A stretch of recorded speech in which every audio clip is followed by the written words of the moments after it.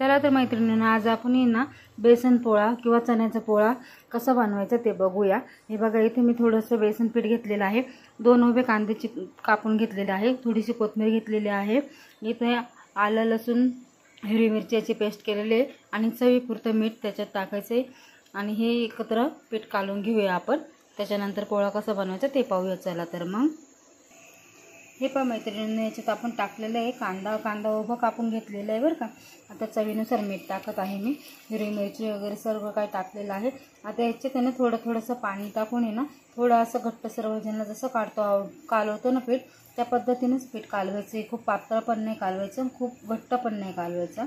चला तर मी इथे पीठ कालवते आता।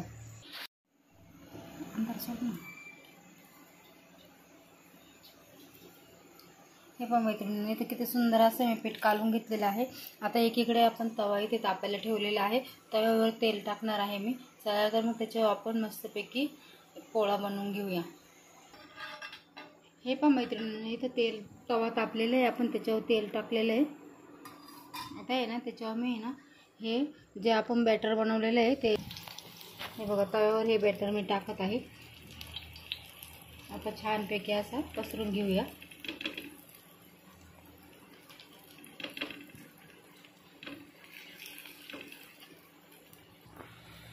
हे पण मैत्रिणींनो, सुंदर असा छानपैकी गोल गोल आपण हाताने पसरून घ्यायचा आहे आणि 1-2-3 मिनिटं आहे ना, याला आहे ना छानपैकी झाकून ठेवायचं, याच्यावर झाकण ठेवायचं। त्याच्यानंतर पलटूया आपण। इथे पाहू शकता किती सुंदर असा कलर, किती छान दिसतोय तो।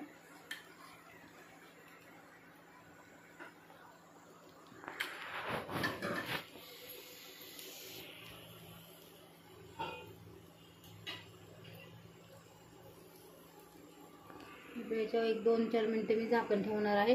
गॅस फुलच ठेवायचा, म्हणजे छानपैकी तो भाजतो आणि ह्या पोळ्याला आहे ना तेल थोडं जास्त लागतं बरं का।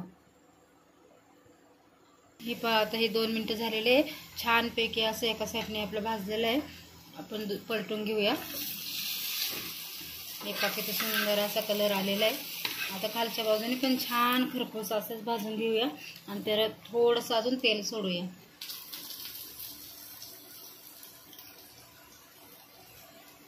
मैत्रिणींनो, आता झाकण ठेवायची गरज बिलकुल नाही बरं का। छानपैकी मस्त खरपूस भाजूया आपण आता। हे पण मैत्रिणींनो, आता आपण पलटूया। हे पहा किती सुंदर असं भाजलेला आहे आपला चण्याचा पोळा। आता आपण याला कटिंग करूया छान।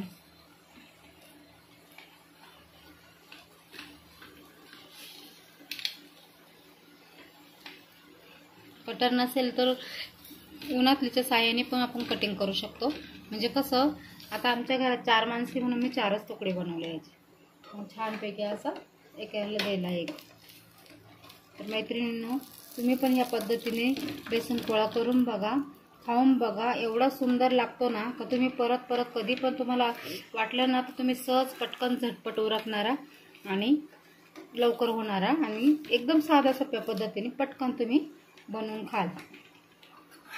तर हे पहा मंडळींनो, किती सुंदर असं आपलं तयार झालेलं आहे।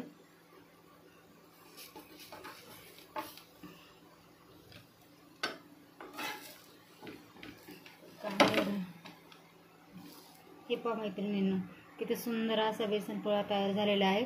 चला तर मग गरम गरम मस्तपैकी वरण भात चपाती सोबत खाऊया। तर नक्की करून बघा, लाईक करा, कमेंट करा। बाय।